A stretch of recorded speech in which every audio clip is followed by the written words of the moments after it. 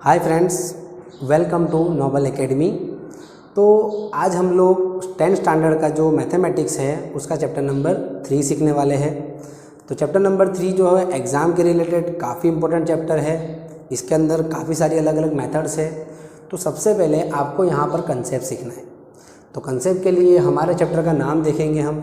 तो हमारे चैप्टर का नाम है pair of linear equations in 2 variables. काफ़ी बड़ा नाम है। तो सबसे पहले हम लोग इस चैप्टर का नाम ऐसा क्यों है वो देखेंगे। तो हम स्टार्ट करते हैं लीनियर इक्वेशन। तो पहले आपको ये पता होना चाहिए कि लीनियर इक्वेशन क्या है। तो लीनियर इक्वेशन का मतलब होता है कि ये अलजेब्रिक एक्सप्रेशन है लीनियर इक्वेशन, जिसमें यहाँ पर लिखा है ax + b = 0, यानी कि यहाँ पर जो x है उसकी डिग्री जो है वो 1 है। तो एग्जाम्पल के तौर पे हम ले सकते हैं कि 2x + 3 = 0। तो ये हो गया हमारा लीनियर इक्वेशन जिसकी डिग्री जो है वो 1 है। अब आगे हम बात करें कि यहाँ पर जो वेरिएबल है तो एक ही वेरिएबल है जो कितना है, x है। अब यहाँ पे हमारे चैप्टर में बोला है pair of linear equation in 2 variables. अब 2 वेरिएबल्स का मतलब क्या होता है? तो 2 वेरिएबल में एक वेरिएबल x है और अदर वेरिएबल हो सकता है y। तो 2 वेरिएबल्स की बात है। तो यहाँ पर आगे बढ़ते हैं हम। तो लीनियर इक्वेशन इन 2 वेरिएबल्स। तो 2 वेरिएबल्स, तो यहाँ पर मैंने x को भी अप्रूव किया और y को भी अप्रूव किया। तो हमारे लिए लीनियर इक्वेशन इन 2 वेरिएबल्स के लिए मैंने ले लिया ax + by plus constant term means c = 0। तो यहाँ पर एग्जाम्पल के तौर पे मैंने लिया 2x + 3y + 5 = 0। ऐसे कोई भी इक्वेशंस आ सकते हैं। तो सबसे पहले आप ये भी देखिए फ्रेंड्स कि a does not = 0 आना चाहिए और b does not = 0 आना चाहिए। अगर ये a की जगह पर, अगर यहाँ पर 2 की जगह पे मैं 0 रख दूंगा तो x वाला जो फॉर्म है वो भी 0 बन जाएगा और y की जगह पे, b की जगह पे भी अगर मैं 0 कर दूंगा तो इसका मल्टीप्लाई 0 हो जाएगा। तो ये लीनियर इक्वेशन नहीं रहेगा। क्यों? ये भी 0 हो जाएगा, ये भी 0 हो जाएगा, तो बचेगा सिर्फ कांस्टेंट टर्म। तो ऐसी कंडीशन में हम इसको लीनियर इक्वेशन अप्रूव कर सकते नहीं है। सो फ्रेंड्स, ए जो है वो 0 नहीं होना चाहिए, बी है 0 नहीं होना चाहिए। वही कंडीशन पे हम इसको लीनियर इक्वेशंस प्रीफर कर सकते हैं। तो आगे देखेंगे। तो हमारे चैप्टर में हमने पहले देखा कि what is linear equation, okay, जिसमें x वेरिएबल है और y वेरिएबल है। तो यहाँ पर आगे देखा हमने कि भाई 2 वेरिएबल, तो 2 वेरिएबल में एक x हो गया और एक y हो गया। ओके फ्रेंड्स, अब आगे हम देख रहे हैं चैप्टर को, आगे देख रहे हैं। तो यहाँ पर दिया है पेयर ऑफ लीनियर इक्वेशन। तो पेयर मतलब होता है जोड़ी, ग्रुप। तो यहाँ पर पेयर बनाने के लिए मैंने यहाँ पे बनाया है a1x + b1y + c1 = 0। मान लो ये इक्वेशन 1 है। देन आफ्टर यहाँ पर है a2x + b2y + c2 = 0। तो ये हो गई सेकंड नंबर। तो ये बन गई हमारी पेयर। तो आगे बढ़ सकते हैं। तो एक इक्वेशन में वही यहाँ पे यूज़ कर रहा हूँ, 2x + 3y + 5 = 0। अनदर इक्वेशंस की बात करूँ तो यहाँ पे मैंने लिख दिया 3x + 7y + 4 = 0। तो इक्वेशन 1, इक्वेशन 2, तो ये हो गई हमारी पेयर। तो ये आप देख रहे हो कि ये पेयर है। दूसरा आप देख रहे हो कि ये लीनियर इक्वेशन है जिसके अंदर यहाँ पर डिग्री जो है वो 1 1 आपको दिख रही है। देन आफ्टर यहाँ पर 2 वेरिएबल्स है, एक x है और एक ये y है। यहाँ पर भी 2 वेरिएबल्स है, x है और y है। तो फर्स्ट ऑफ ऑल आपको ये इसका बेसिक अच्छे से पता होना चाहिए। तो आपको बेसिक्स पता चल गया।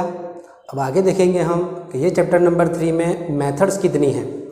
तो फर्स्ट ऑफ ऑल हम बात करेंगे मेथड्स की। तो मेथड्स में यहाँ पर है ग्राफिकल मेथड, जिसमें डायग्राम मतलब कि ग्राफ हमको ड्रॉ करना होगा।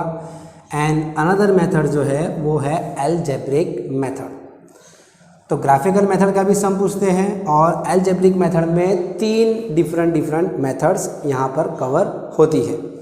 तो फर्स्ट ऑफ ऑल पहली जो मेथड है जिसका नाम है सब्स्टिट्यूशन मेथड, सेकंड मेथड है जिसका नाम है elimination method, and third method जो है जिसका नाम है क्रॉस मल्टीप्लिकेशन मेथड।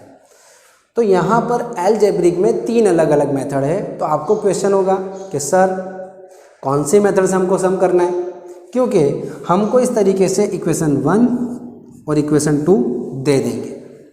एक इक्वेशन 1 है जिसके अंदर भी 2 वेरिएबल हैं, इक्वेशन नंबर 2 है जिसमें भी 2 वेरिएबल्स है, और ये टोटली 2 वेरिएबल्स के साथ ये है पैर।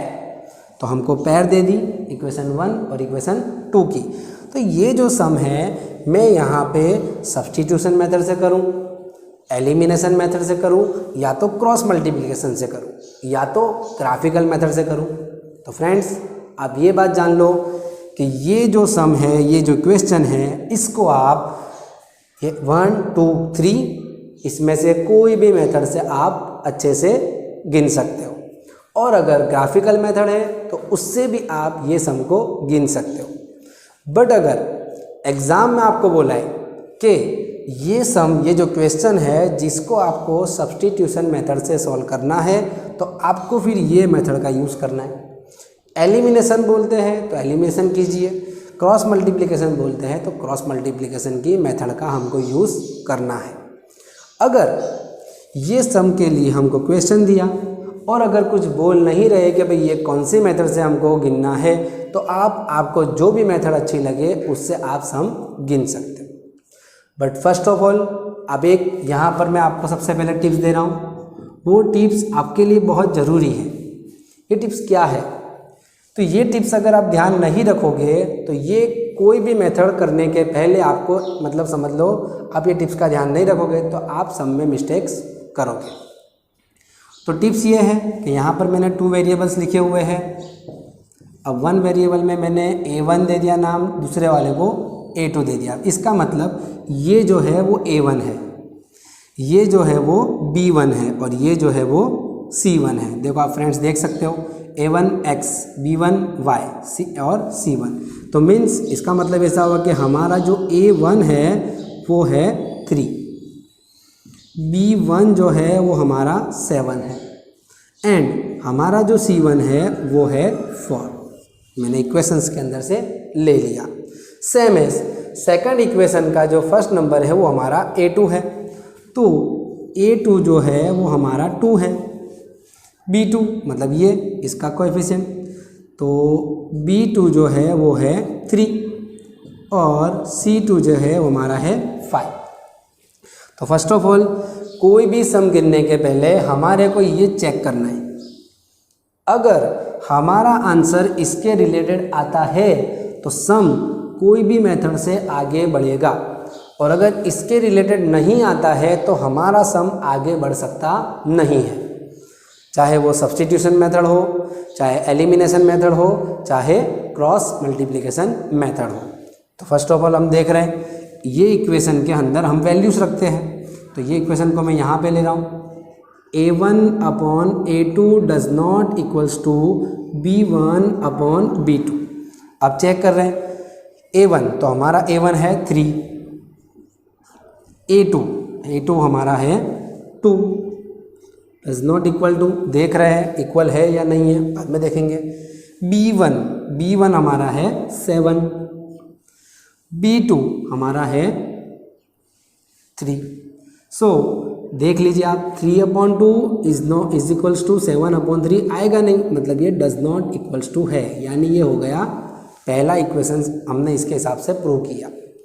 अच्छा फ्रेंड्स एक बात और देखिए, अगर यहाँ पर माइनस होगा तो यहाँ पर -7 आएगा, यहाँ पे अगर -3 होगा तो यहाँ पे भी B2 की जगह माइनस हमको 3 लिखना है, यहाँ माइनस होगा तो यहाँ पे इसकी इफेक्ट माइनस में पड़ेगी। तो फ्रेंड्स हमने यहाँ पर देखा A1 upon A2 does not equal to B1 upon B2 यहाँ पर हो रहा है। तो इसका मीन्स इसके 3 मीनिंग हो रहे। पहला मीनिंग, एक इसको हम लिख सकते हैं कंसिस्टेंट, क्या लिख सकते हैं फ्रेंड्स, कंसिस्टेंट। सेकंड नंबर में इसको लिख सकते हैं हम, ये है यूनिक सॉल्यूशन, क्या बोलेंगे इसको हम, यूनिक सॉल्यूशन। और थर्ड नंबर में लिखेंगे हम यहाँ पर वन सॉल्यूशन। मीन्स ये कंडीशन में सम आगे बढ़ेगा चाहे कोई भी मेथड से आप करो, और बाकी की कंडीशन में सम आगे बढ़ता नहीं है। तो फ्रेंड्स अब इसको अच्छे से समझ लीजिए कि कब सम आगे बढ़ेगा और कब नहीं बढ़ेगा।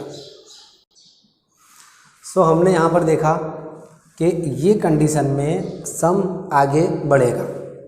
सेकंड टिप्स नंबर 2 देखिए फ्रेंड्स। टिप्स नंबर 2 में यहाँ पे लिखा है A1/A2 is equals to B1/B2 is equals to C1/C2। अब ये कंडीशन में हमने यहाँ पर देखा था कि यहाँ नॉट इक्वल टू था, यहाँ पर इक्वल्स टू है, तो ये तो मतलब बिल्कुल डिफरेंट हो गया। तो इसके लिए हमको 2 वेरिएबल्स दिए हैं, वेरिएबल नंबर 1, वेरिएबल नंबर 2। अब यहाँ पे देखिए फ्रेंड्स एक चीज़ मिसिंग है। जैसे मैंने आपको बताया था AX plus BY plus C is equals to 0, ये हमारा होता है लीनियर इक्वेशन। तो पता ये चला कि AX, BY और C सब लेफ्ट हैंड साइड पे आने चाहिए, राइट हैंड साइड पे 0 आना चाहिए। अब यहाँ पे राइट हैंड साइड पे 24 है, तो पहले तो मुझे क्वेश्चन को सही करना पड़ेगा।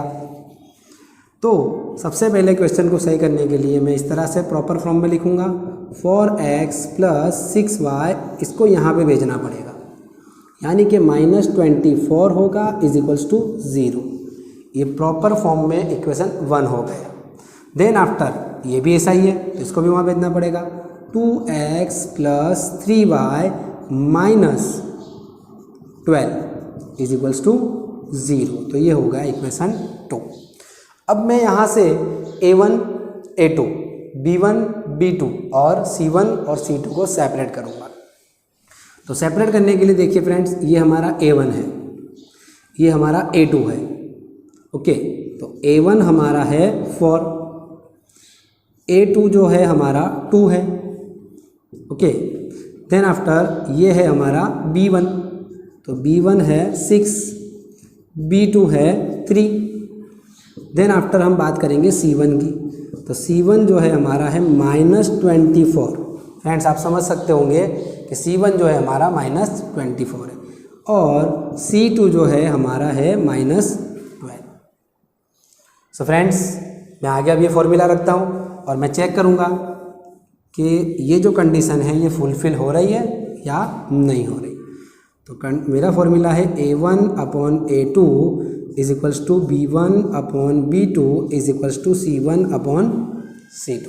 हमारे लिए A1 है 4/2, B1 है 6/3 एंड C1 जो है 24 माइनस 12। सो फ्रेंड्स आप देख सकते हो 2 2 जा 4, तो यहाँ पर आ गया ऊपर 2 नीचे 1, तो 2 जा 4 करने से यहाँ पर आ गया 3 2 जा 6, यानी ऊपर आ गया 2, नीचे कुछ भी नहीं है तो 1 लेंगे हम, is equals to minus minus cut हो गया, 12 2 जा 24। इक्वेशन ये तरफ ये और ये तीनों इक्वल है फ्रेंड्स, आप देख सकते हो। तो ये कंडीशन के अंदर हमारा सम कोई भी मेथड से आगे बढ़ सकता नहीं है। तो अगर ऐसी कंडीशन है तो हमको ना ही कोई भी मेथड से सम करना है, ना एलिमिनेशन से करना है, ना सब्स्टिट्यूशन से करना है, और ना ही क्रॉस मल्टीप्लिकेशन से करना है। हमको सिर्फ ये नोट्स लिख देनी है एग्ज़ाम के अंदर। नोट्स क्या लिखनी है? तो अगर ये कंडीशन है तो लिखना है कंसिस्टेंट एंड डिपेंडेंट, या तो कोइंसिडेंट लाइन, या तो हमको लिखना है इन्फिनिटली मैनी सॉल्यूशन। तो ये मतलब कंडीशन में, ये एक भी कंडीशन में हम सम आगे नहीं बढ़ा पाएंगे, और अगर बढ़ेगा तो वो भी आंसर उसका मिलने वाला नहीं है। तो ये थी हमारी टिप्स नंबर 2। हम देखेंगे टिप्स नंबर 3। तो टिप्स नंबर 3 में ऐसा लिखा हुआ है A1/A2 is equals to B1/B2 does not equal to. Tip number 2 में था इक्वल्स टू, यहाँ पर है does not equals to C1/C2। ये कंडीशन में भी सम आगे बढ़ेगा नहीं, सिर्फ 1 नंबर के टिप्स में सम आगे बढ़ेगा, अदरवाइज टिप नंबर 2 और टिप नंबर 3 में आगे बढ़ेगा नहीं। तो टिप्स नंबर 2 और 3 की बात कर ली हमने। तो टिप्स नंबर 3 में हम देख रहे हैं, एक इक्वेशन मैंने बनाया 6x minus 3y plus 10 and 2x minus 3y plus 9 is equals to equation number 2। अब ये कंडीशन हम देख रहे हैं, तो हम डिवाइड करेंगे A1 और A2 और B1 B2 and C1 C2 में। तो फर्स्ट ऑफ ऑल ये है हमारे लिए A1, ये है B1 और ये है हमारा C1। तो हमारा जो A1 है 6 है, हमारा B1 जो है वो है -3 एंड हमारा जो C1 है वो है 10। सारे उस तरफ है लेफ्ट हैंड साइड, तो यहाँ पर पहले मैं लिख सकता हूँ कि 0 है इक्वेशन 1 में, और इधर भी सब लेफ्ट हैंड साइड है, तो यहाँ पर 0 है इक्वेशन 2 में। ये मैंने प्रॉपर फॉर्म में लिखा। देन आफ्टर मैं बात कर रहा हूँ A2 की, तो A2 ये है, इसका कोएफिशिएंट 2। यहाँ पर B2, तो B2 जो है हमारे पास y है, तो हमको y नहीं लिखना है, हमको लिखना है -1। ओके फ्रेंड्स, एंड C2 जो है वो है 9। तो मैंने पूरा एक बेसिक कवर करा है, तो आपको पता चलेगा कौन सी कंडीशन में सम आगे गिनना है, कौन सी कंडीशन में सम आगे गिनना नहीं है। तो अब ये फॉर्मूला लगाऊंगा मैं, और ये फॉर्मूला में वैल्यू रखूंगा। तो चलो मैं डायरेक्ट वैल्यू रख देता हूँ। A1 की जगह पर मैं यहाँ पे लिख रहा हूँ 6, नीचे है A2, तो यहाँ पर मैं लिख रहा हूँ 2 is equals to B1 -3 B2 -1 is equals to C1 की जगह मैं लिख रहा हूँ 10 और C2 की जगह पे लिख रहा हूँ 9। अभी मैंने इक्वल्स टू लिखा है, अब चेक कर रहा हूँ इक्वल्स टू आ रहा है या नहीं आ रहा है। तो 2 3 जा 6, तो ये आ गया 3 ऊपर, नीचे 1, माइनस कट, मतलब ये भी हो गया 3 1 इज इक्वल्स टू, ये नहीं कटेगा, तो 10/9 नॉट इक्वल टू हो गया। सो फ्रेंड्स, ये कंडीशन हो गई फुलफिल। तो ये कंडीशन फुलफिल हुई, तो उसके अंदर अगर ग्राफिकल मेथड हो, तो ग्राफिकल मेथड में हम लिखेंगे पैरेलल लाइन, और अगर ग्राफिकल है तो इसमें हम लिखेंगे इनकंसिस्टेंट, ये भी हम लिखेंगे ग्राफिकल मेथड में। और अगर अलजेब्रिक मेथड है तो यहाँ पर हम अलजेब्रिक मेथड में लिखेंगे नो सॉल्यूशन। तो ये कंडीशन में भी सम आगे नहीं बढ़ेगा। तो सम आगे कब बढ़ेगा फ्रेंड्स? तो फिर से याद कर लो tips number 1, A1/A2 does not equals to B1/B2। अगर ऐसा है तो ही सम आगे बढ़ेगा, ऐसा नहीं है तो सम आगे बढ़ेगा नहीं। So friends, thank you very much.